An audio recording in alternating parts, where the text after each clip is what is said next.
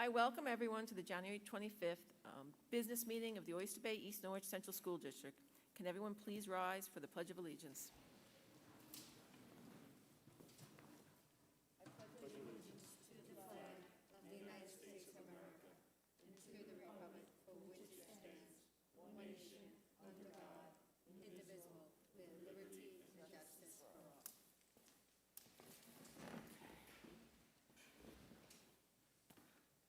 Okay, can we first look at correspondence? Ms. Santos?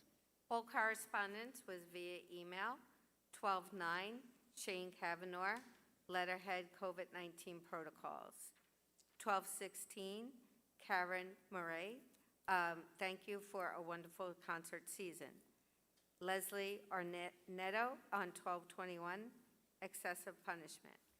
Christine Pytel, concerning matter, 12/22. Ann Iannetta, 12/26, character reference. Barbara Curry and Gina Weinberg, unreliable test on 12/28. 12/28, Garcia Salo, temporary switch to remote learning, question mark. 12/31, Lisa Jurashenko, legislative committee. On 1/6, Karen Murray, regarding masks must still be a mandate, exclamation point. 110, Garcia Salo, reckless politics. Mariah Paredes, thank you, on 11/1. Mariah Paredes, varsity competitive cheer on 1/14. Gina Weinberg, New York Department of Health, New York Assembly to make rules permanent on 1/20. Garcia Salo on 1/24, unacceptable and wrong. Monica Altamirano, against decision to remote mask. 1/25, Garcia Salo, poor judgment. Frank Farrow, late night mask email letter on 1/25. Garcia Salo, mask rule reinstatement. Karen Murray, reinstate mask all immediately. And then on 1/25 again, Daniel Barreto, mask mandate. Okay, thank you, Ms. Santos. Let's move on to the Superintendent of Schools, the Superintendent's report. Thank you, Ms. Kowalski, and good evening, everybody. We'd like to welcome everybody to this board meeting. As you are, I'm sure you are aware, last evening, the Supreme Court of the State of New York issued a ruling stating that the Department of Health exceeded its authority in enacting the mask mandate. Following that ruling, New York State filed an appeal and today requested that the appellate court issue a stay of the Supreme Court's decision. Late this afternoon, we were notified that this appeal has resulted in a stay for the mask mandate. This stay is in place until Friday, when the appellate court will hear additional oral arguments on the issue and make a determination as whether the stay will continue. If the court does not make a determination on Friday, the stay will continue until the court will make that determination. We have been advised that the school district must adhere to the stay until the appellate court decides on this case. As such, masks will be required for all students and staff in Oyster Bay East Norwich School District moving forward until further notice. I will continue to keep you informed of any changes that the district may receive. I would be remiss at this point if I did not publicly recognize the fact that we have an incredible student body. They're resilient, they're learning every day, and I am so proud of them.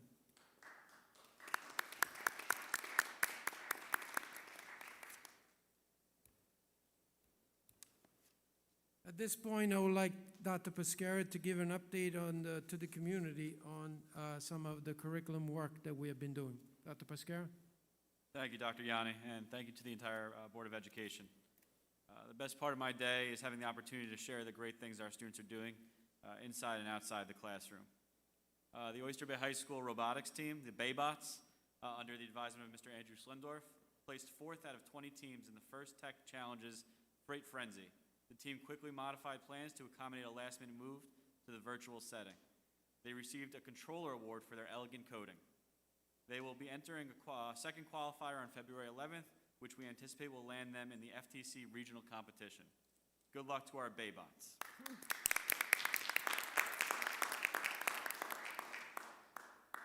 Students in the Vernon Atlantis program, under the advisement of Ms. Joanne Loring, shared their independent project symposium with members of the staff and family on January 21st in the Vernon Gymnasium.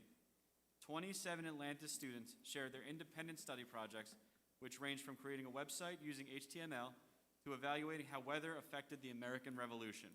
A truly great job by all our talented Vernon students. Thank you, Dr. Young. Thank you, Dr. Pescara, and congratulations to all the students for the amazing work and the teachers and the supporting staff.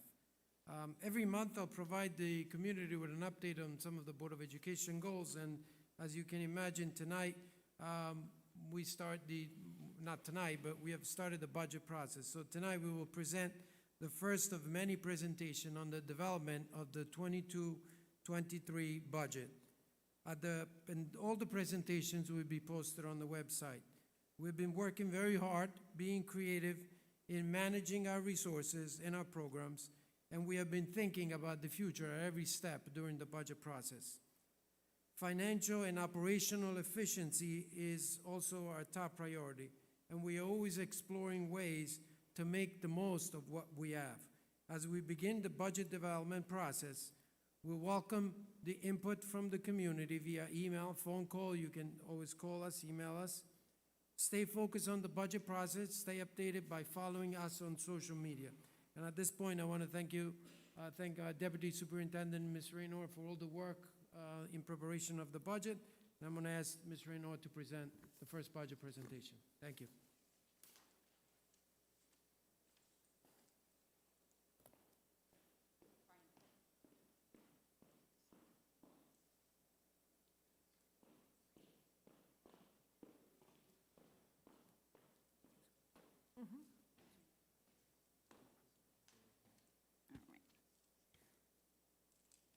Good evening. Thank you, Dr. Yanni, Board of Education. This evening's board meeting brings to you the first of several budget presentations that will be presented to the community over the next few months. This presentation will provide an introduction to the 2022-2023 budget process. The school budget is developed with the vision of empowering all students to achieve excellence. Our Board of Education goals are a focal point when developing the budget so we can ensure appropriate funds are in place to achieve our goals. The goals focus on student achievement, finance and operations, and the community. Throughout the budget process, it is also important that we reflect and celebrate our many points of pride. Our high school received designation as a No Place for Hate school. Roosevelt and Vernon serve as model schools for an exemplary literacy program.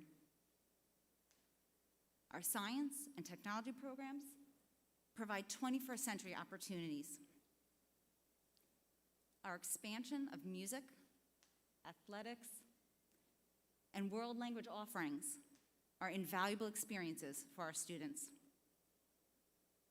Our students never cease to amaze us with their many accomplishments, whether it may be college and university acceptances, New York State Scholar Athlete teams, AP Capstone Diploma recipients, students recognized by Newsday's Top 100 Players list, county championships, NYSSMA recognition, as well as Long Island's Best Heckscher student artists. As our work begins on the 2022-2023 budget, the budget mission is create a budget that will empower all students to achieve excellence and promote district goals by maintaining current programs and planning for the best educational environment at OBEN. Our focus when developing the budget is to stay within the tax levy limit, provide the best educational opportunities while we remain fiscally responsible. In building the budget, simply put, the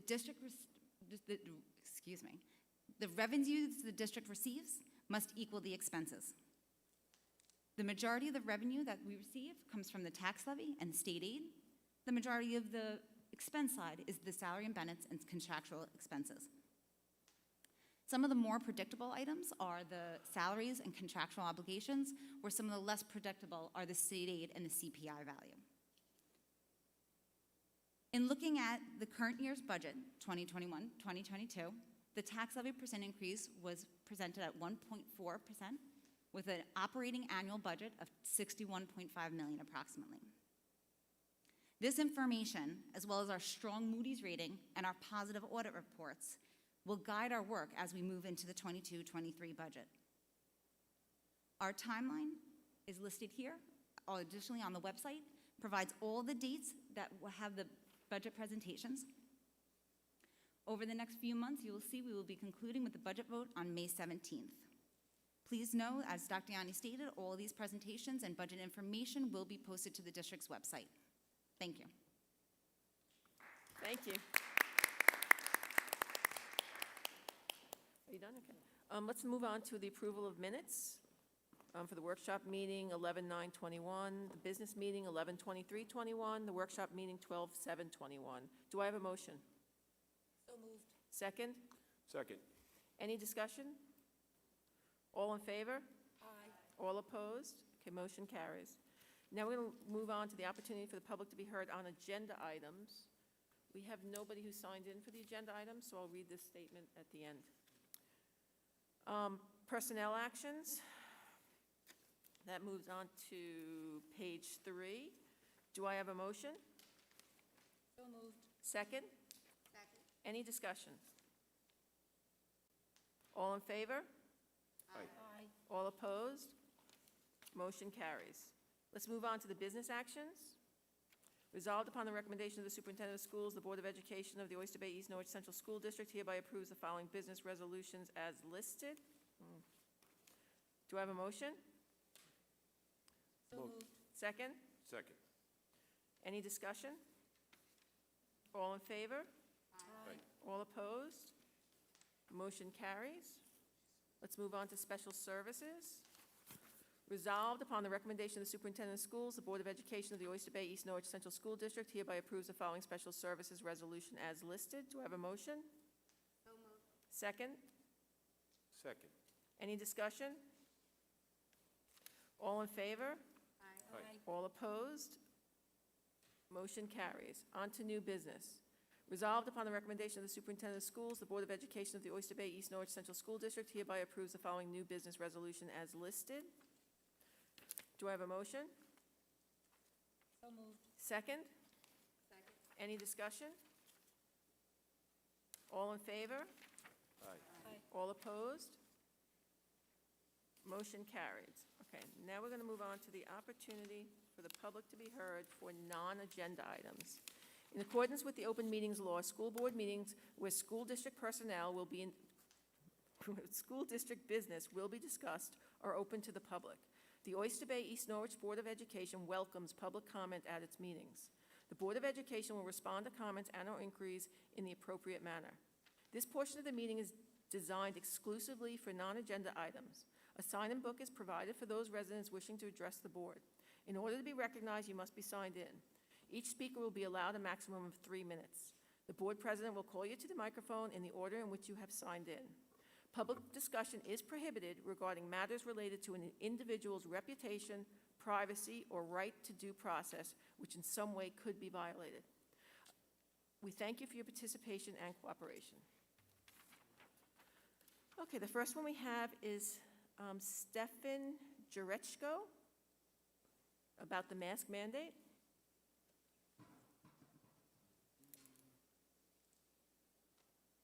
Yes, welcome. Hello, everybody. Hello. My name is Stefan Jurechko. I'm a doctor. I work in a hospital. I work in 34 hospitals. My specialty is infectious disease diagnostics.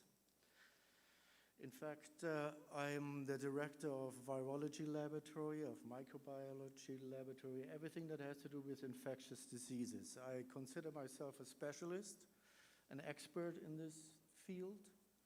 I was trained for 6-7 years in this field.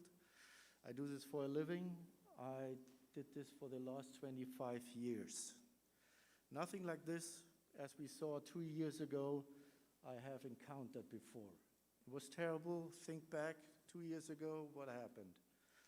We all struggled. We all didn't know what to do. Even in our hospital and even in our laboratory, we didn't know what to do. Now we know what works best. What does work best is masks. Masks helped us in the very beginning to control the infection as it came out. There's a reason why we have this mask. Your breath doesn't come out as good, and your breath from other people doesn't come in as well. It's well operative, and it works beautifully. The second thing that really works well is vaccinations. The vaccines that we have right now are the best I've ever seen in my career. They have a high, really, really high accuracy rate up in the 95%. Every other vaccine that I know is not even close enough reaching it. If you think back of your flu vaccine, it hovers around 60-70%. So we have this new variant coming through, Omicron, and about 2 weeks ago, our positivity rate was 60%. In our hospitals, every person that comes in with the respiratory symptoms, 6 of them had the virus. That was 2 weeks ago. Now we are hovering of 15%, and I strongly question why are we doing this right now? We have still 15% of the population that is sick with a virus infected, and we are now exposing ourselves with things that we know that actually could prevent it and that works. So why now? It is better to wait until we're down to 1 or 2% when everybody feels better. I know we're all tired about this. I don't like it. I hate it. But it's the best for us. It's the best for our kids, and it's the best for the safety for our folks here in Oyster Bay. Right on. Thank you. Thank you.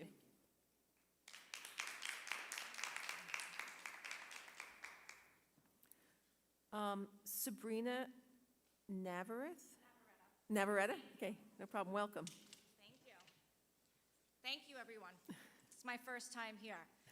So I'm a mom of 3, 2 of which are in the schools. Josie is my middle. And she woke up and said, "Mommy, please don't tell me this is a joke. I can go to school and see my friends' faces.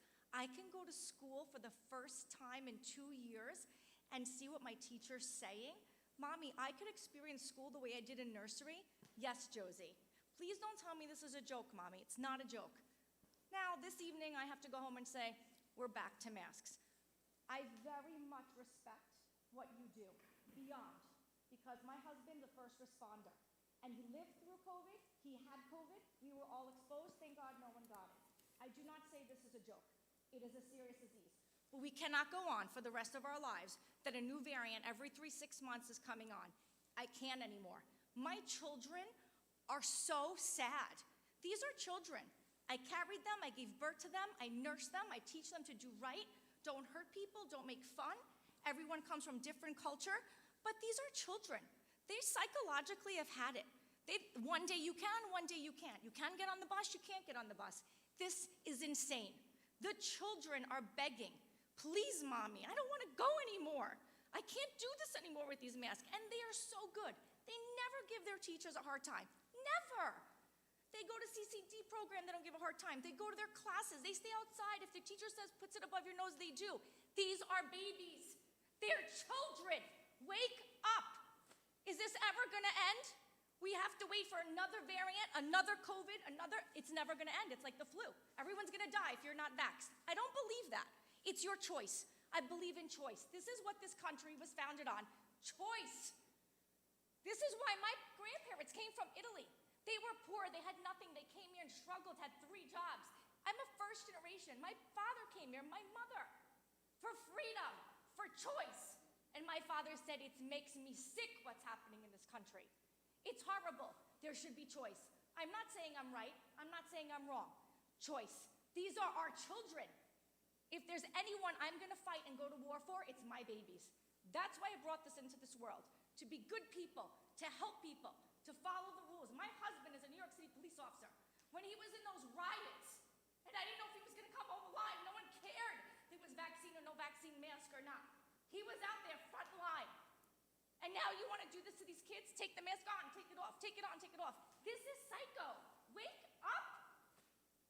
How many kids that have to get taken back saying, we can't do this anymore, mommy, we don't want to? Does nobody think this is a little insane? I'm furious, and I know I am part of tens of thousands, and there is nothing more than what is happening. I'd love to know who's advising to stay with this stay. Is it because the funds are gonna be pulled? That's what I think is happening. Thank you so much, I'm sorry, but I am furious about this. Thank you.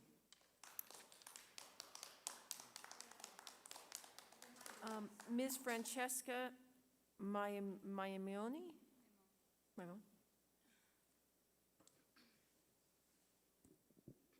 Hi, good evening, everyone. I just want to ask, as far as the advising, who has advised you to abide by the stay order? I know that they're appealing this on Friday. I do know that Plain Edge School District has decided to not revoke their stance, that they're going to be optional. So as far as who is advising you to abide by a stay order that was deemed null and void, unconstitutional, illegally passed, the mandate was decided that it was not a law, okay? My 4-year-old daughter got sent to school today, and I told her, your body, your choice. Your body, your choice. My 2-year-old says the same thing to me, and now tomorrow I have to tell her, guess what? Mommy's a liar. It's not your body, your choice. It's some woman who hasn't even been elected into office. She's unelected, okay? And now the stay order, which was deemed unconstitutional and illegal, we have to abide by. So I just want to know who is advising you that we have to abide by an illegal mandate, that we have to abide by the stay order. And by the way, as far as the gentleman who spoke, my husband is in ICU, my husband is in PICU every single day. He was on the front line of the pandemic. He is employed by one of the biggest hospitals in all of Long Island. Okay, he wasn't vaccinated during the pandemic. He came home every single day, and we were terrified that he would bring something home to us, in which a year later we all contracted COVID 2 times, okay? Our immune system superseded this. We are all stronger than this. We need to remove the pacifier, we need to remove the mask, we need to cut the cord, we need to end this, because every 3 months, every 6 months, there is going to be a new variant. That's how it works with the virus. It continuously mutates. So now I want to ask you, who is advising you to continue with this stay order? Because I do not agree with it, and I think that we can all, as far as the ruling, it was deemed unconstitutional. So am I supposed to teach my daughter to go to school and to tell her that we're agreeing by following something that was deemed unconstitutionally passed? How do I explain that to a 4-year-old? Going to wait for your time to end if you want to. Yeah, I'm just curious who is advising you to abide by the stay order. And I know that you have so many different people agreeing, disagreeing, do it this way. I know that you're not in a good position, but people are mad. The kids are confused. They're confused, and this is going to affect them mentally long term. My sister is a school psychologist in Department of Ed, and the stories that she tells me about these children, we're going to remember for years to come. So thank you for your question. I just want to be clear on one thing, that the minute we found out last night, and you received the Right. message at 10:12, and obviously it was late. That's not my Right. typical time We to were all up send. 8 Yes, o'clock waiting for Yeah. the message. I understand. Right. So the minute I had the information, I Right. provided. So then this afternoon, With when this- we received noted that the court, they appealed, and there was an order, a court issue, a stay of that decision. It's a stay until the appeal I- for Friday. I have, I have no Legally, further, no, yeah, you no have to, further. yeah. legally, you have to follow it, in other words, but. I can't not follow Right. the law, I'm just like I'm I've ju- said I'm in the just past. curious how Plain Edge Plain Edge School District, which is 20 minutes south of us, Mm-hmm. they're agreeing that they're not going back. Unfortunately, Massapequa and Plain, like, unfor- how are they allowed to do that, and we can't have the option I have- legally? Legally, is it different 20 minutes south of us? Mm-hmm. Is Massapequa in its own legal entity that I'm not aware of? I don't look, understand what how. what I have in front of me is the information that was provided last night. Right. And I made the decision in consultation with I my think team. maybe I made it's the time to switch decision. attorneys then at that point, because obviously Massapequa School District is getting different legal counsel, and they're valuing the opinions of their parents, which obviously, I think everybody who has an opinion on Facebook should be here, or maybe our board meeting should go on Facebook, because apparently nobody here has like the representation here. I think, I understand the position that you're in, but I can't comprehend why my child's cousin in Massapequa has a different, situation in school, and tomorrow I have to revoke what I told her today, and we're kind of all waiting on pins and needles until the appeal on Friday, and Francesca, just, at you this know. point, I'm sorry, I don't remember your last name, I remember your first name. At this point, I cannot speculate on what other districts are doing. I can tell you what I'm doing. So last night, when I received the information that mask was optional, I put that out there. Right. This afternoon, when I received the information that there was an appeal and there was a stay in order, I have to follow the law. And Massapequa doesn't. I'm not sure what Massapequa is doing, but I'm happy to be the superintendent of Oyster Bay, and that's what I'm focusing on. I'm sorry to hear that. Who advises on that? Is it an attorney? Because I'm not well-schooled on that. Is it the attorney who advises the stay is in place, we must follow? It is public information at this point. It's not one attorney, it's one, you can turn on the news and you see that there was an appeal, and based on that, the appellate court issue a stay of the Supreme Court's decision. It's irrelevant who's advising us. It's crystal clear, it's everywhere, and that's what we've been notified with.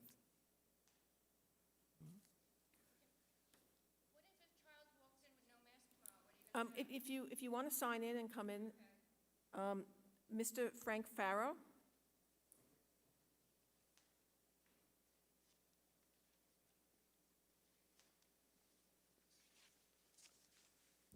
Hi, good evening, everybody.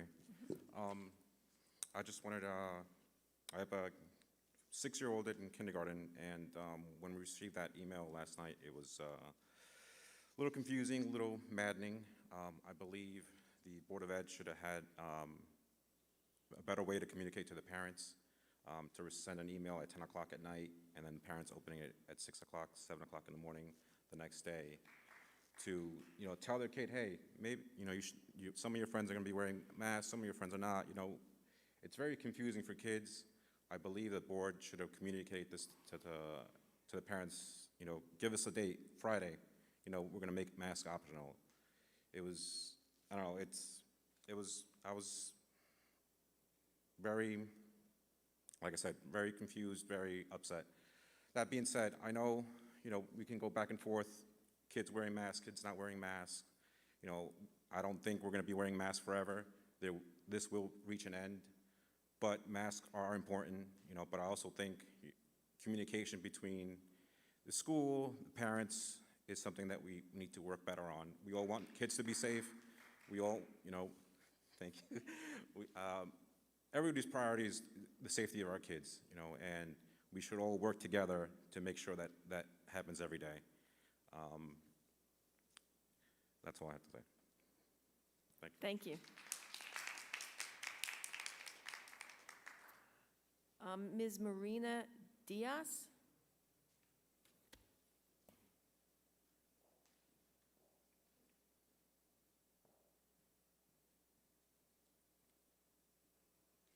Good evening, Dr. Yanni and Board of Education. After today's New York Supreme Court ruling of a mask mandate being back in effect, I am asking you please to take this time to prepare your staff in our school buildings to handle this shift. Staff should be equipped with tools to hold conversations around the guidance because the individual choices in the school community must be honored and respected.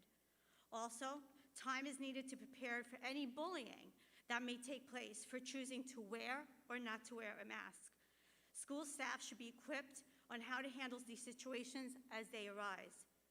Students should also be reminded to be respectful and to where to go for assistance if needed. This transition is difficult for everyone, and having resources available for your staff and clear expectations on how to handle a situation like this is imperative. Since guidance seems to be quickly changing, please keep in mind the student and staff's well-being as change itself could be a source of stress.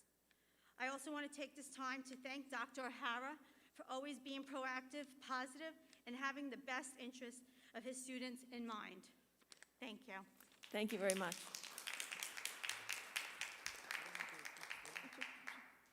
I just want to be clear on one thing, that the bullying is not tolerated in our school, and we are following up on every incident, number one. And the second thing is the mask. Obviously, at this point, you received some information tonight that the mask, and like I stated in my report, will be required for all students until further notice. And I just want to share with you that we visited all the schools today, and students are respectful to each other and incredible and resilient. And like I said in my report, we are extremely proud of, obviously, the work that U.S. families have done to raise these wonderful children, and I'm proud to be the superintendent in the schools.